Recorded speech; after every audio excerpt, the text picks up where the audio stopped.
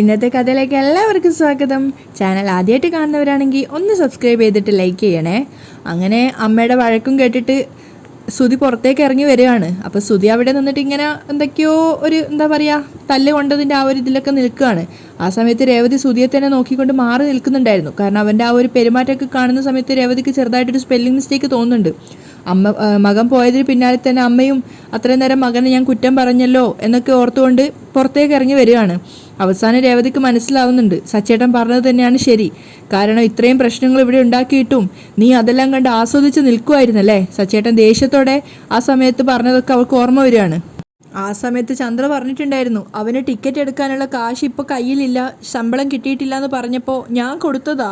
അതൊക്കെ കള്ളാണെന്നുള്ളത് രേവതിക്ക് വീണ്ടും ഒന്നുകൂടെ ബോധ്യമാവുകയാണ്. അതുകൊണ്ട് തന്നെ മുറിയിരുന്നിട്ട് രേവതി പൊട്ടി പൊട്ടി കരയുന്നുണ്ടായിരുന്നു. കാരണം തൻ്റെ അമ്മയോടും സഹോദരങ്ങളോടും സച്ചേട്ടൻ്റെ അമ്മ പെരുമാറിയ ആ രീതി ആലോചിക്കുന്ന സമയത്ത് അവൾക്ക് സങ്കടം സഹിക്കാൻ പറ്റുന്നുണ്ടായിരുന്നില്ല. ഒരു കള്ളൻ എന്ന രീതിയിലാണ് അവർ ശരത്തിനെ അപമാനിച്ചുകൊണ്ടിരുന്നത്. മാത്രമല്ല കള്ളത്തരം ചെയ്യുന്ന കുടുംബമാണെന്ന് വരെ തങ്ങളെക്കുറിച്ച് പറഞ്ഞിട്ടുണ്ടായിരുന്നു. അപ്പോഴൊക്കെ രേവതി പറഞ്ഞിട്ടുണ്ടായിരുന്നു അമ്മയോട് അവസാനിപ്പിക്കാൻ. ആ സമയത്തൊന്നും അത് അവസാനിപ്പിക്കാതെ ചന്ദ്ര പറഞ്ഞുകൊണ്ടേ ഇരിക്കുകയാണ്. ഞാൻ പറയുന്നതാണോ തെറ്റ്? നിന്റെ അനിയനെ നോക്ക്, അവൻ പെരും കള്ളനാ. അത് അവൻ്റെ മുഖത്ത് എഴുതി ഒട്ടിച്ച് വെച്ചിട്ടുണ്ട്. എടാ നീ മാത്രമാണോ ഇങ്ങനെ, അതോ നിന്റെ കുടുംബക്കാരെല്ലാം കള്ളന്മാരാണോ? ചന്ദ്ര അങ്ങനെയൊക്കെ സംസാരിക്കുമ്പോഴും തിരിച്ചൊന്നും പ്രതികരിക്കാൻ പറ്റാതെ കേട്ട് നിന്ന തൻ്റെ അമ്മയെയും സഹോദരങ്ങളെ ഓർത്തപ്പോഴൊക്കെ രേവതിക്ക് കണ്ണീര് വരികയാണ്. രേവതി അതിനെക്കുറിച്ചൊക്കെ ആലോചിച്ചുകൊണ്ട് നിൽക്കുമ്പോഴാണ് സച്ചി അങ്ങോട്ടേക്ക് മുറിയിലേക്ക് വരുന്നത്. അവൻ കഥ കടക്കുന്ന ശബ്ദം കേട്ടപ്പോൾ രേവതി വേഗം തന്നെ കണ്ണീര് തുടക്കുകയാണ്. അപ്പം ഇതൊന്നും മനസ്സിലാവാതെ സച്ചി പറയുന്നുണ്ട്, രേവതി നാളെ നീ എന്നെ കാലത്ത് നേരത്തെ തന്നെ വിളിക്കണം, എനിക്കൊരു ഓട്ടം പോകാനുണ്ട്. അപ്പോഴാണ് സച്ചി കാണുന്നത് രേവതി കരയാന്നുള്ളത്. പെട്ടെന്ന് തന്നെ അവൻ വന്നിട്ട് അവളുടെ അരികിൽ ഇരുന്നിട്ട് ചോദിക്കുന്നുണ്ട്, രേവതി നീ എന്തിനാ കരയുന്നേ? രേവതി വേഗം കണ്ണു തുടച്ചുകൊണ്ട് പറയുന്നുണ്ട്, ഏയ് ഒന്നുമില്ല. അമ്മ വീണ്ടും എന്തെങ്കിലും പറഞ്ഞോ? സച്ചി ദേഷ്യത്തോടെയാണ് ചോദിക്കുന്നത്. അപ്പം രേവതി പറയാണ്, പറയേണ്ടതൊക്കെ പറഞ്ഞു കഴിഞ്ഞില്ലേ സച്ചേട്ടാ? പാവം എൻ്റെ അമ്മയും അനിയനും ഒരു തെറ്റും ചെയ്യാതെയാ ഇതൊക്കെ കേട്ടോണ്ട് നിൽക്കുന്നേ.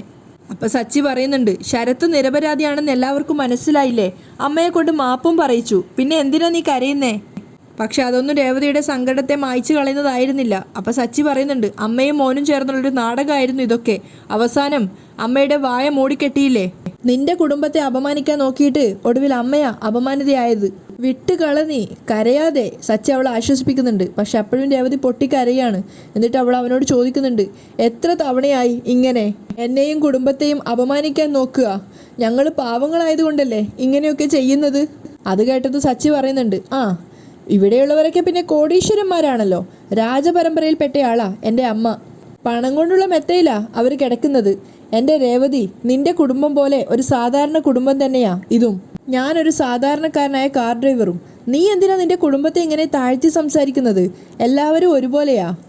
അപ്പോഴും ഇല്ല എന്നുള്ള അർത്ഥത്തിൽ തലയാട്ടിക്കൊണ്ട് രേവതി പറയുന്നുണ്ട്, ശ്രുതിയുടെ അനുജനായിരുന്നെങ്കിൽ അവനോട് അമ്മ ഇതുപോലെ പെരുമാറുമായിരുന്നോ? കള്ളനെന്ന് മുദ്രകുത്തി ഇങ്ങനെ അപമാനിക്കുമായിരുന്നോ? ഒരിക്കലുമില്ല. കാരണം അവർ പണക്കാരാ. മലേഷ്യയിൽ ബിസിനസ് നടത്തുന്ന കോടീശ്വരനാ ശ്രുതിയുടെ അച്ഛൻ.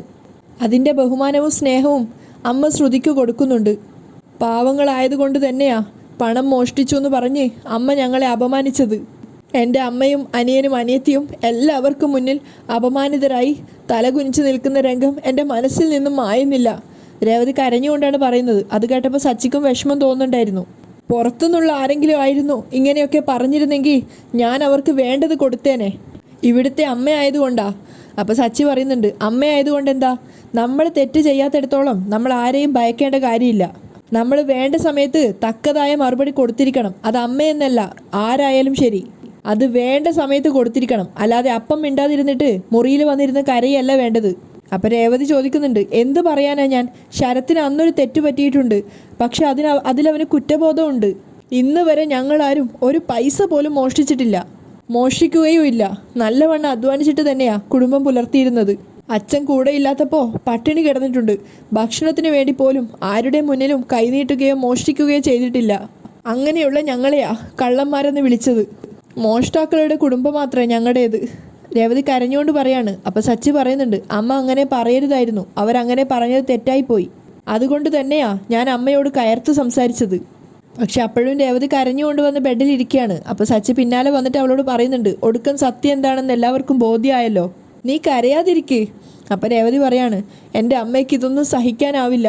അമ്മയുടെ കാര്യം ഓർക്കുമ്പോഴാ രേവതി പൊട്ടി പൊട്ടി കരയാണ്. അത് കണ്ട് സച്ചിക്ക് തന്നെ അവളോട് സഹതാപം തോന്നുന്നുണ്ടായിരുന്നു. അവൻ പറയാണ്, വിട് രേവതി, നീ കരയാതിരിക്ക്.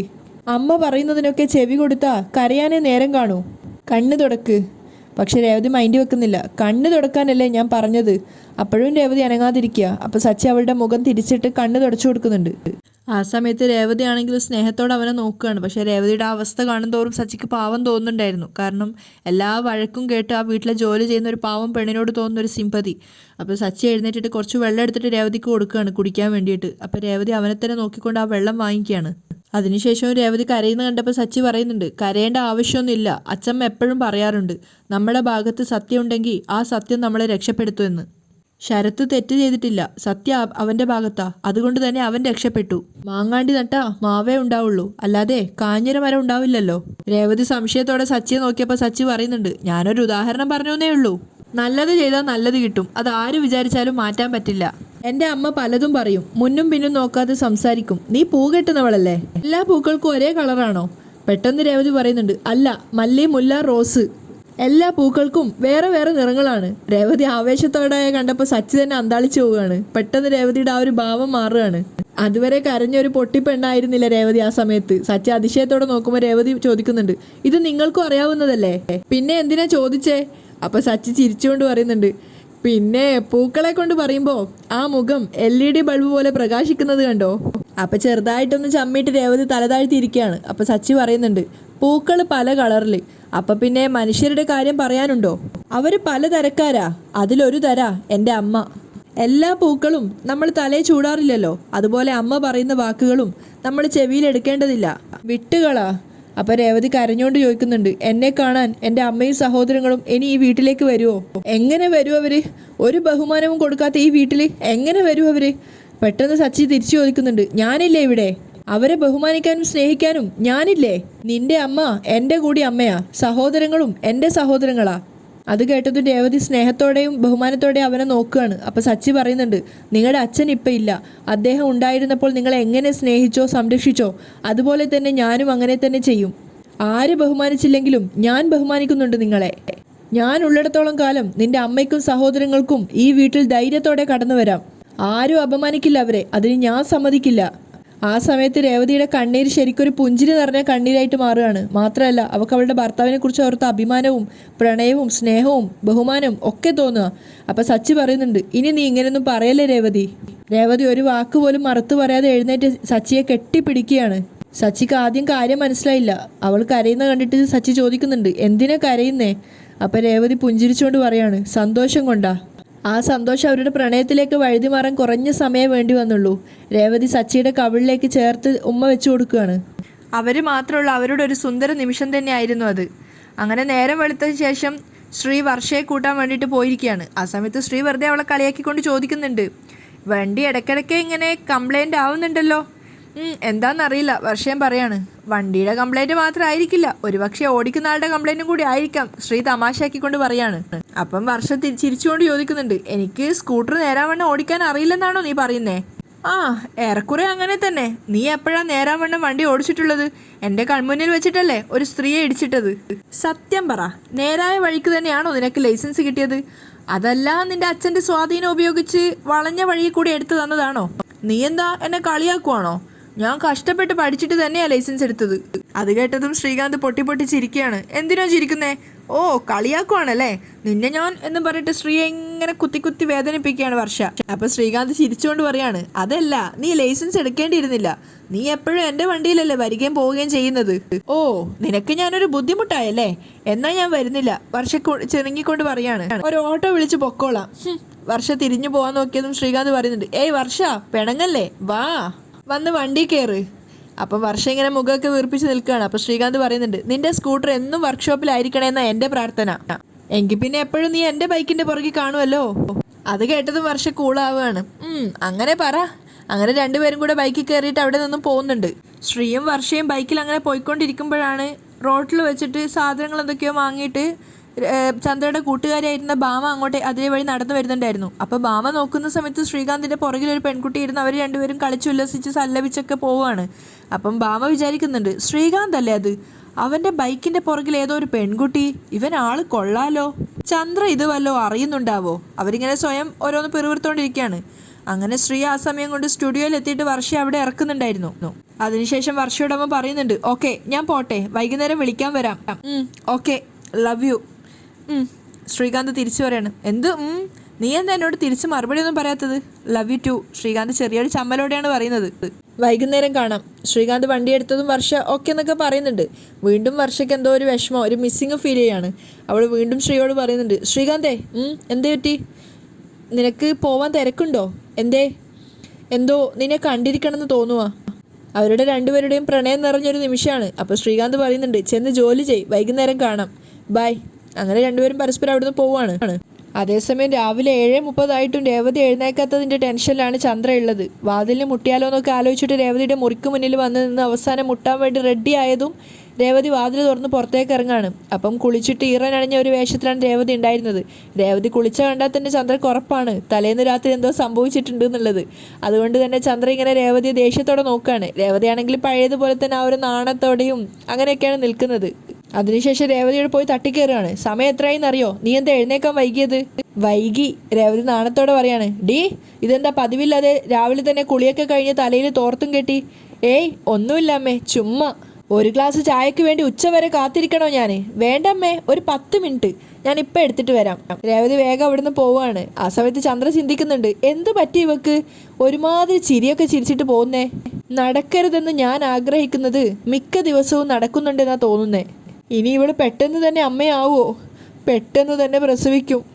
അപ്പോഴേക്കും അവരുടെ ഓപ്പോസിറ്റ് റൂമിൻ്റെ വാതിൽ തുറന്നിട്ട് സുധി പുറത്തേക്ക് ഇറങ്ങി വരികയാണ്. അവൻ ഉറങ്ങി എഴുന്നേറ്റ് കോട്ടുവായിട്ടുകൊണ്ടാണ് വരുന്നത്. പെട്ടെന്നാണ് ചന്ദ്രയെ അവൻ കാണുന്നത്. അമ്മയോ? അപ്പോൾ ചന്ദ്ര ദേഷ്യത്തോട് ചോദിക്കുന്നുണ്ട്, വൈകി എഴുന്നേക്കുന്നവനാണല്ലോ, ഇന്നെന്താ നേരത്തെ എഴുന്നേറ്റേ? അത് ഇന്നലെ രാത്രി കുറച്ച് നേരത്തെ ഉറങ്ങി, 9 മണിക്ക്, അതുകൊണ്ടാ ഇത്ര നേരത്തെ എഴുന്നേറ്റത്. ഇന്നലെ 9 മണിക്ക് ഉറങ്ങിയെന്നോ? എന്തോ നാടാ നീ ഇങ്ങനെയൊക്കെ? ചന്ദ്ര ദേഷ്യത്തോടെയാണ് ചോദിക്കുന്നത്. സുധിക്ക് കാര്യമൊന്നും മനസ്സിലാവുന്നില്ല. അമ്മേ, ഞാൻ നല്ല ടയേർഡായിരുന്നു അമ്മേ, അറിയാതെ ഉറങ്ങിപ്പോയതാ. അതിന് നീ ജോലിക്കൊന്നും അല്ലല്ലോ പോകുന്നത്, ജോലി അന്വേഷിക്കാനല്ലേ പോകുന്നത്, ടയേർഡാവാൻ. അയ്യോ, ഇവൻ എന്താ വേണ്ടേ? അമ്മ പറയുന്നത് ശ്രുതി കേൾക്കുന്നുണ്ടോ എന്ന് ശ്രുതി അകത്തേക്ക് നോക്കുകയാണ്. അപ്പോഴേക്ക് ശ്രുതി അങ്ങോട്ടേക്ക് വന്നിട്ടുണ്ടായിരുന്നു. Good morning anti. ഓ, നീ എഴുന്നേറ്റല്ലേ, എന്താ കുളിക്കാത്തേ? അപ്പോൾ ശ്രുതി പറയുന്നുണ്ട്, ഓ പിന്നെ കുളിക്കാം, ഒരു മൂഡില്ല. ഇന്നലെ രാത്രി അക്കൗണ്ട്സ് ഒക്കെ നോക്കി കുറേ വൈകിയേ കിടന്നേ, ഉറക്കം ശരിയായില്ല. അത് കേട്ടത് ചന്ദ്രക്ക് വീണ്ടും ടെൻഷൻ ആവുകയാണ്. നീ എന്താ പറഞ്ഞേ? രാത്രി വൈകും വരെ അക്കൗണ്ട്സ് നോക്കിയിരുന്നോ? അപ്പം തന്നെ ശ്രുതിക്ക് മനസ്സിലായി അമ്മ എങ്ങോട്ടേക്കാ പോകുന്നതെന്ന്. അവളിങ്ങനെ ചമ്മിയിട്ട് നിൽക്കുകയാണ്. അപ്പോൾ ശ്രുതി പറയുന്നുണ്ട്, അതെ അമ്മേ, പാതി രാത്രി വരെ ഇവിടെ അക്കൗണ്ട്സ് നോക്കിയിട്ട് അപ്പോഴാണ് ലൈറ്റ് ഓഫ് ആക്കി കിടന്നേ. അമ്മേ, എനിക്കൊരു കോഫി വേണമായിരുന്നു, അമ്മ എനിക്കൊരു കോഫി ഇട്ട് തരുമോ? അപ്പോൾ ചന്ദ്ര പറയുന്നുണ്ട്, കോഫിയല്ല നിനക്ക് വേണ്ടത്, അടിച്ച് നിന്നെ. അപ്പോൾ ശ്രുതി പറയുന്നുണ്ട്, അമ്മേ അത് ഞാനൊരു കോഫിയല്ലേ ചോദിച്ചിട്ടുള്ളൂ, അതിനെന്തിനാ അടിക്കുന്നൊക്കെ പറയുന്നേ? ശ്രുതിക്ക് ചന്ദ്ര എന്താ ഉദ്ദേശിക്കുന്നതെന്ന് മനസ്സിലായിട്ടുണ്ട്. അതുകൊണ്ട് തന്നെ അവൾ തലതാഴ്ത്തി നിൽക്കുകയാണ്. അപ്പോൾ ചന്ദ്ര ഇങ്ങനെ പിറുപിറുക്കുന്നുണ്ട്. 9 മണിക്ക് കിടന്ന് ഉറങ്ങിയിട്ട് അവന് കോഫി വേണത്രേ. അമ്മേ, ശ്രുതി വിളിക്കുന്നുണ്ട്. അപ്പോൾ ചന്ദ്ര ചോദിക്കുകയാണ്, എന്താ ശ്രുതി ഇങ്ങനെ? പാതി രാത്രി വരെ അക്കൗണ്ട്സ് നോക്കിയിരുന്നു അല്ലേ? കഷ്ടം, നിങ്ങളെയൊക്കെ വിശ്വസിച്ച് എന്നെ പറഞ്ഞാൽ മതിയല്ലോ എന്നും പറഞ്ഞ് ചന്ദ്ര പുറത്തേക്ക് ദേഷ്യത്തോടെ പോവാണ്. പിന്നാലെ ശ്രുതി ഇങ്ങനെ വിളിച്ചുകൊണ്ട് നിൽക്കുന്നുണ്ട്. അമ്മേ, ഒരു കോഫി അല്ലേ ചോദിച്ചുള്ളൂ, അതിനെന്തിനാ അമ്മ ഇങ്ങനെ ചൂടാവുന്നേ? ശ്രുതിക്ക് ഇപ്പോഴും കാര്യം മനസ്സിലായില്ലല്ലേ? എന്ത് കാര്യം? ഓ കഷ്ടം, കുളിച്ച് ഓഫീസിൽ പോവാൻ നോക്ക്. അപ്പോൾ ശ്രുതി അറിയാതെ പറഞ്ഞു പോവാണ്, എന്ത് ഓഫീസ്? അത് കേട്ടതും ശ്രുതി ചോദിക്കുന്നുണ്ട്, എന്ത് ഓഫീസ് എന്നോ? അത് ഞാൻ ശ്രുതി ആകെ പരിങ്ങുകയാണ്. ഏത് ഓഫീസ് എന്നാണ് ഞാൻ ഉദ്ദേശിച്ചത്? ഞാൻ ഓഫീസിലല്ലല്ലോ, കാർ ഷോറൂമിലല്ലേ ജോലി ചെയ്യുന്നേ. അതാ ഞാൻ ഉദ്ദേശിച്ചത്. ഷോറൂം എങ്കിൽ ഷോറൂം, പോവാൻ നോക്ക്. അല്ല, കോഫി. ശ്രുതി ഒന്ന് കുളിക്ക്, ഞാൻ കോഫി കൊണ്ട് തരാം. അവൾ കോഫി എടുക്കാൻ വേണ്ടിയിട്ട് താഴേക്ക് പോവുകയാണ്. അതേസമയം രേവതിയുടെ അനിയത്തി പൂവ് വിൽക്കാൻ വേണ്ടി പോവുകയാണ്. അങ്ങോട്ടേക്കാണ് വർഷയെ ഡ്രോപ്പ് ചെയ്തതിന് ശേഷം ശ്രീകാന്ത് വരുന്നുണ്ടായിരുന്നു. അപ്പം സൈക്കിള് തള്ളിക്കൊണ്ടാണ് ദേവ് പോകുന്നത്. അവളുടെ സൈക്കിളിൽ ഒരു കൊട്ട നിറയെ പൂവുണ്ടായിരുന്നു, അതുപോലെ ഓർഡർ കിട്ടിയ പൂവുകളൊക്കെ ഉണ്ടായിരുന്നു. അപ്പോൾ ശ്രീകാന്ത് ബൈക്ക് നിർത്തിയിട്ട് ചോദിക്കുകയാണ്, നീ എന്താ സൈക്കിള് തള്ളിക്കൊണ്ട് പോകുന്നത്, ഓടിക്കാൻ അറിയില്ലേ? അപ്പോൾ ദേവ് ചോദിക്കുന്നുണ്ട്, ഞാൻ സൈക്കിൾ ഇതിനു മുമ്പ് ഓടിച്ചു കൊണ്ടുപോകുന്നത് നീ കണ്ടിട്ടില്ലേ? ഇതിപ്പോൾ ഇതിൻ്റെ ടയർ പഞ്ചറായിട്ടുള്ളത്, അതുകൊണ്ടാണ് തള്ളിപ്പോകുന്നത്. അപ്പം നിനക്ക് ടയറിന് പഞ്ചർ ഒട്ടിച്ചാൽ പോരായിരുന്നോ? പഞ്ചർ ഒട്ടിക്കണമെങ്കിൽ കടകളൊന്നും തുറന്നിട്ടില്ല, അതുവരെ വെയിറ്റ് ചെയ്യാൻ പറ്റില്ല. കുറച്ച് ഓർഡർ കൊടുക്കാനുണ്ട്. അവർ ഇപ്പം തന്നെ വിളിയോട് വിളിയാണ്. അവരാണെങ്കിൽ വിളിച്ചുകൊണ്ടിരിക്കുന്നുണ്ട്. കുറച്ച് ദൂരം ഉണ്ടല്ലോ നടക്കാൻ വേണ്ടിയിട്ട്. ഇനിയും മെല്ലെ മെല്ലെ നടന്നാ നേരം വൈകും. അപ്പോൾ ശ്രീകാന്ത് പറയുന്നുണ്ട്, സൈക്കിൾ നീ ഉന്തിക്കൊണ്ട് പോയാൽ നീ പോവാൻ വൈകുന്നേരമാവും. നീ സൈക്കിൾ അവിടെ മാറ്റി വെച്ചിട്ട് എൻ്റെ ബൈക്കിൻ്റെ പുറകിൽ കയറ്. നമുക്ക് രണ്ടുപേർക്കും പൂവ് കൊണ്ടു കൊടുക്കേണ്ടടുത്ത് കൊണ്ടു കൊടുക്കാം. അപ്പൊ ദേവ് പറയുന്നുണ്ട്, തിരിച്ചെനിക്ക് ക്ഷേത്രത്തിലെത്തണം. എന്നെ കൊണ്ടുവിടാൻ നിന്നാ നീ വൈകും. നിനക്ക് റെസ്റ്റോറൻറ്റിൽ പോകണ്ടേ? അതൊന്നും സാരമില്ല. നിന്റെ ഈ അവസ്ഥ കണ്ടിട്ട് എനിക്ക് പോവാൻ തോന്നുന്നില്ല. എന്നാ ശരി, ഞാൻ സൈക്കിൾ അവിടെ വെക്കട്ടെ. എന്നിട്ട് ദേവ് സൈക്കിൾ അവിടെ സൈഡിൽ വെക്കാൻ വേണ്ടി പോവാണ്. അപ്പോൾ ആ സമയത്ത് ശ്രീകാന്ത് എഴുന്നേറ്റിട്ട് അവളുടെ കൂടെ പൂവ് എടുക്കാൻ വേണ്ടി സഹായിക്കുന്നുണ്ട്. അപ്പോൾ ശ്രീ ചോദിക്കുന്നുണ്ട്, ഈ ജോലിയൊക്കെ കഴിഞ്ഞിട്ട് നീ എപ്പോഴാണ് കോളേജിലേക്ക് പോവുക? അതിനൊക്കെ സമയമുണ്ട്, സമയം കിടക്കുമല്ലേ? ദേവ് ഭയങ്കര കോൺഫിഡൻസോടെയാണ് പറയുന്നത്. പിന്നെ ആ പെണ്ണിനോട് സംസാരിക്കാറൊന്നുമില്ലേ? ദേവ് ചോദിച്ചപ്പോൾ ശ്രീകാന്ത് പറയുന്നുണ്ട്, സംസാരിക്കാറുണ്ട്. നീ ആ പെണ്ണിനോട് ലവ് തുറന്നു പറഞ്ഞോ? വർഷ ചോദിച്ച കേട്ടതും ശ്രീകാന്ത് അവളെ തന്നെ നോക്കി നിൽക്കുകയാണ്. അവിടെയാണ് ഇന്നത്തെ എപ്പിസോഡ് വൈൻഡപ്പ് ചെയ്യുന്നത്.